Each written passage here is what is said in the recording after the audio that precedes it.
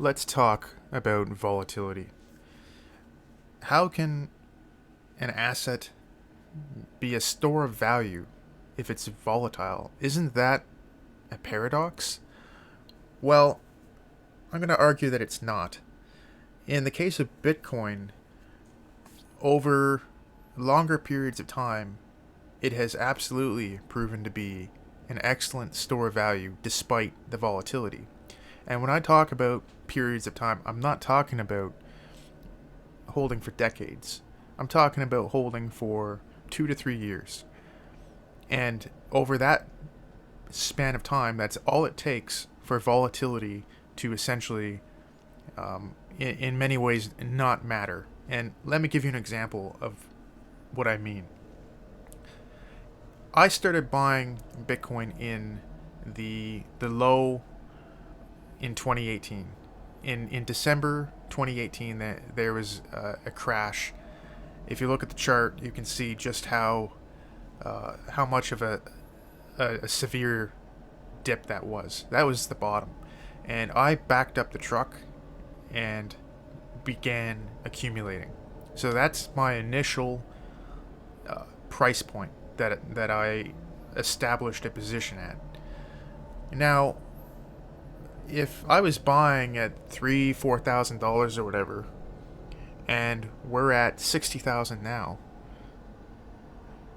even if we crash 50% down to 30,000, I'm still up 10x. It doesn't matter. I'm still so massively in the green that even a 50% crash is immaterial compared to my initial investment, the price point at which I got in. And it does not take long to hit that point. If you were buying Bitcoin at 20,000 in the 2017 at the very peak, if you were that unlucky if you were that unlucky person who bought right at the top of the 2017 bull run, and then it crashed spectacularly after that. Well, now just 3-4 years later, 20,000 is looking like a great deal. So all you had to do is wait, and now, what would it take to get back to $20,000? It would take, you know, a significant crash, and even then, you would still just be breaking even. So you see, as time goes on with Bitcoin, volatility becomes immaterial in the sense that your purchasing power has grown even in the face of severe volatility. Your purchasing power has strengthened despite whatever happens with the market. In the summer of this year, China bans Bitcoin mining, and there was a big crash. I did not care. It did not matter to me. I just didn't care. I didn't care what China did. I just rolled my eyes. And the crash, I just did not care. It did not bother me at all because I have held long enough that anything that happens essentially with the price it's all just noise to me at this point. And that will continue to be the case. Right now, if you're buying at $60,000, if you don't have any position at all, and you buy at $60,000, you might in the near future be down 50%. I don't know, but where will you be 4 years from now? That is the real question. If you buy at 60,000 now, 4 years from now, do you think you're going to be in the red? Well, I can't predict the future, but I don't think so. I think one day we will look back and we'll say, wow, you bought you bought in the 5 digits, not the 6 digits. You're a 5-figure buyer, and that's going to look great. You bought at 90,000. Wow, you didn't have to pay 6 figure prices for Bitcoin. Let's look at it from a different perspective. Let's say that you are using Bitcoin as Michael Saylor at MicroStrategy is using it for his business as a treasury reserve asset. Let's say that you use Bitcoin as a treasury reserve asset for your personal balance sheet. Now, you have to have some fiat cash to take care of daily operations and so forth. You got bills and expenses. So you have your cash, and maybe you have a couple months savings in cash depending on your circumstances. But beyond that, you hold Bitcoin as your treasury reserve asset, as your long-term treasury. Now, let's say that your savings in Bitcoin amounts to a year of replacement income for yourself. So let's say that you have enough Bitcoin that if you lost your job tomorrow, you could last 1 year. You could pay all the bills, you could pay your mortgage, you could buy groceries, and essentially maintain the status quo for 1 year. Okay? Now, let's say that Bitcoin crashes 50%. Well, now you have 6 months of runway. You still have 6 months. That's, depending on your circumstances, that could still be plenty. But then Bitcoin goes up. But then Bitcoin, it recovers. And before you know it, now you have 2 years of accumulated living expenses saved in Bitcoin. Oh, so you dipped down to 6 months, and maybe you were getting a little nervous, but now you're at 2 years. That's pretty good. What happens if it crashes 50% from there? Well, now you have 1 year.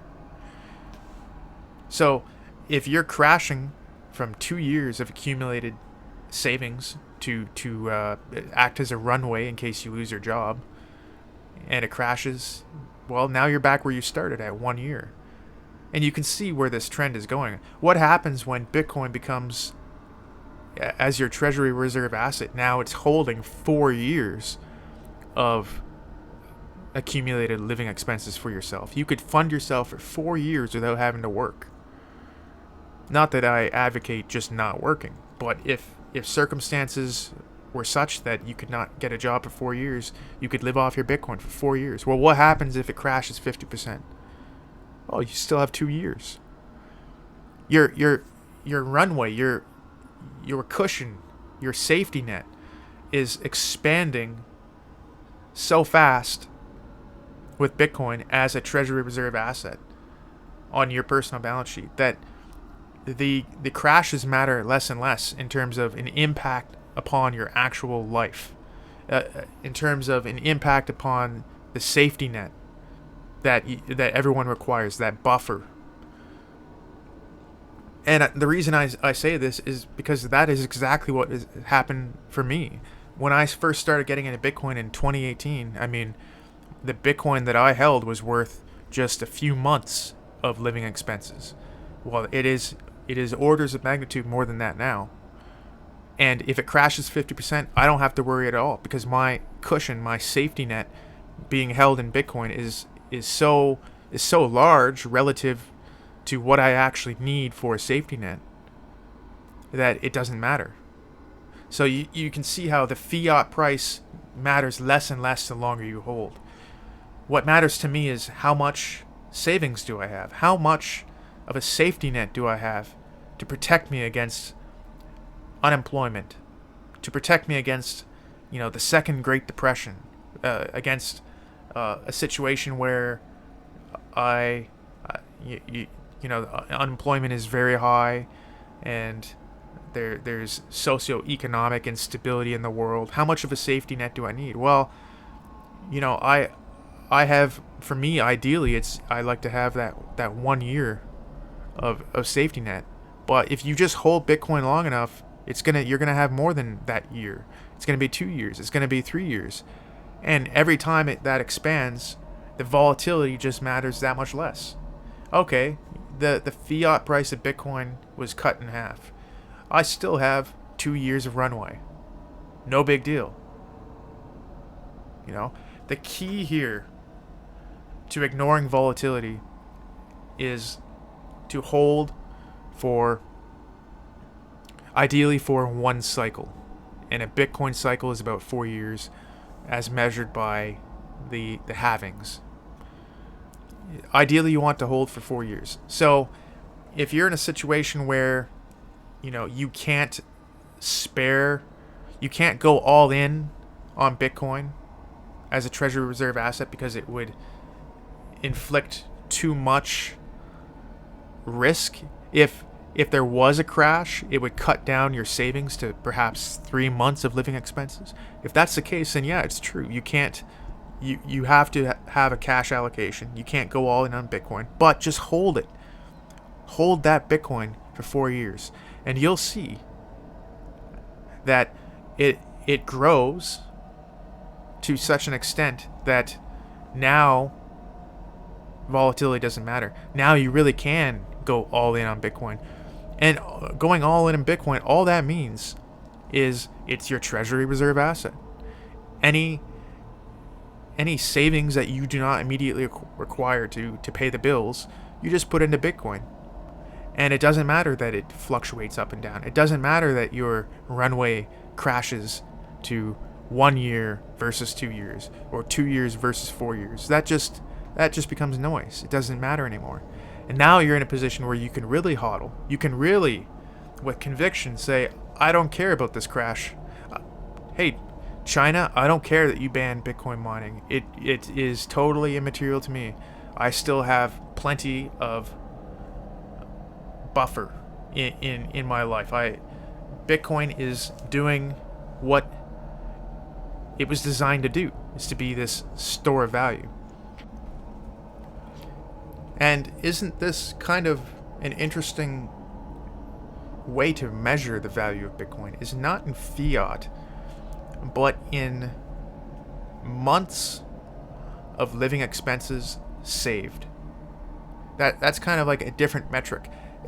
The metric still involves fiat to a degree, but it's a little more revealing, right? It's a little more. It's less relative. It's less abstract. It's not just a number. It's not just this fiat denominated Bitcoin. It's, my Bitcoin represents 1 year of living expenses. And then you watch, and then it becomes 2 years of living expenses. Now you're dealing more. You're a little more rooted in. You're grounded, right? You're a little more attuned to the actual value of your Bitcoin. My Bitcoin, which was at one point worth only 1 month of living expenses, now provides me a year of living expenses. That's a different way. That's a little more. It's more relatable. It's a way of measuring how Bitcoin is performing as a store of value without relying upon the metric of fiat dollars, which is ultimately arbitrary, which is ultimately not a stable or it's not advisable to solely measure the value of your Bitcoin in fiat dollars. So measure it in you could even do days of labor. How many days of labor have you saved in Bitcoin? How many days of labor did you work to buy Bitcoin? And then how many days of labor have you been returned in multiples? Bitcoin is serving as a store of value. In conclusion, my practical advice would be this. Decide for yourself, what is the minimum runway that you require, the minimum buffer that you require, that you need to have saved in case you were to suddenly be unemployed tomorrow. How much of a buffer do you require? Can your buffer survive a 50% to a 75% loss? If it can, then you don't have to be worried about Bitcoin's volatility at all. It you can sleep well at night. If a 50 to 75% drop in Bitcoin's price would adversely affect your buffer and bring you dangerously close to a situation where you would not be able to survive sudden unemployment for more than a few months, depending on your situation, well, then you can't go all in Bitcoin. But that's fine, okay? Don't despair. Whatever Bitcoin you are capable of hodling safely in this context, whatever amount, hold it for 4 years, and you'll watch your purchasing power, the purchasing power relative to your living expenses will, in all probability, expand to such a degree that then you no longer have to worry about the volatility of Bitcoin. That is the story of everyone who's got into Bitcoin after 2, 3, at the max 4 years. Everyone who's got into Bitcoin and has held at a maximum of 4 years, oftentimes just 2 years, volatility doesn't matter anymore, because even a 50 to 75% drop still leaves them with plenty of breathing space, plenty of purchasing power. So Bitcoin is an excellent store of value despite the volatility, and it is an excellent treasury reserve asset to hold on your balance sheet, to hold the excess savings that you can afford to absorb a 50 to 75% loss temporarily. If you can afford to absorb that loss for the period of a couple years, then you can feel safe holding your savings in Bitcoin, as long as you still have the ability to maintain that critical safety net, that critical buffer in living expenses measured in months. Everyone's going to have to decide what that is for themselves. But if all you can afford, even after all that, if all you can, the only risk you can afford to take in your situation is to have just even 1 month of living expenses saved in Bitcoin, then you do that, and you hold it for 4 years, and that 1 month, you will be surprised. I think you will be surprised just how much it accumulates in purchasing power, how much it expands your savings, how much runway it provides you. And just to wrap up, why would that be the case? Why does Bitcoin do this?